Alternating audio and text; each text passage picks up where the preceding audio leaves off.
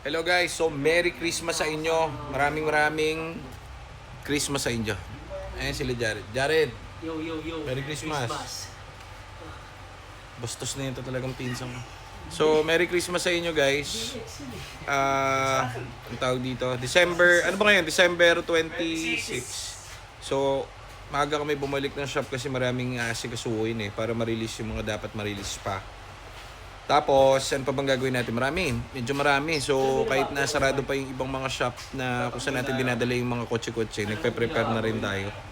Tapos, dahil nagbakasakali lang naman kami para mahabol natin yung mga dapat habulin na for release na kotse.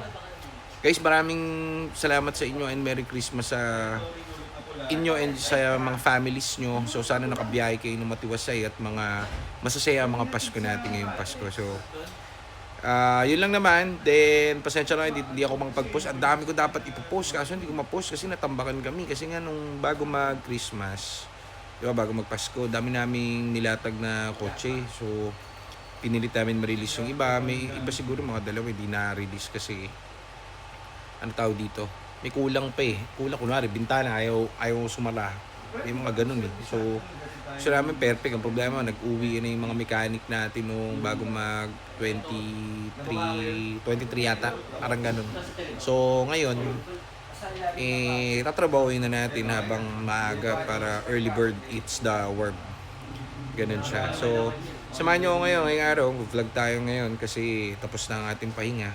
Konting pahinga. Ang pahinga lang namin, 24. Simula 24 hanggang ngayon.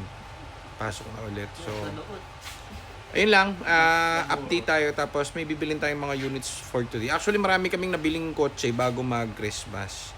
Bago mag-birthday ko ng 21.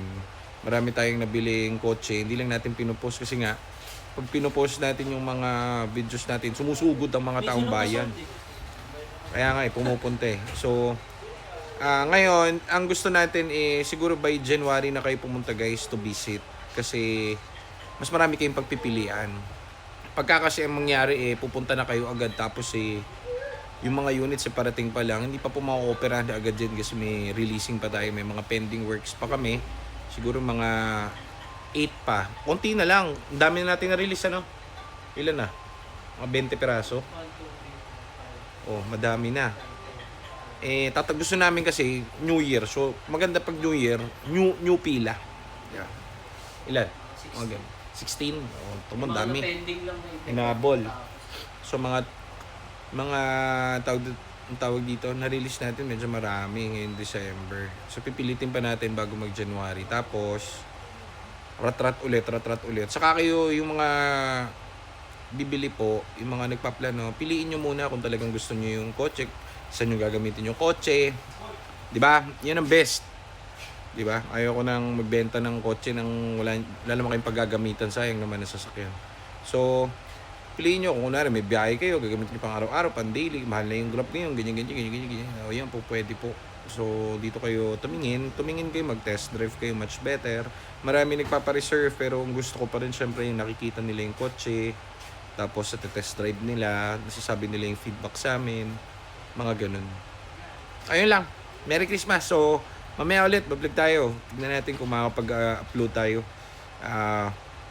Maraming salamat ulit sa inyo and Merry Christmas. So, prepare naman tayo for New Year. Isang masaganang New Year and 2025 next year. Rat-rat na naman. Tirada na naman everyday. So, GTA Cars, salamat sa inyo. Thank you very much. And kami ay magtatrabaho na muna kahit holidays.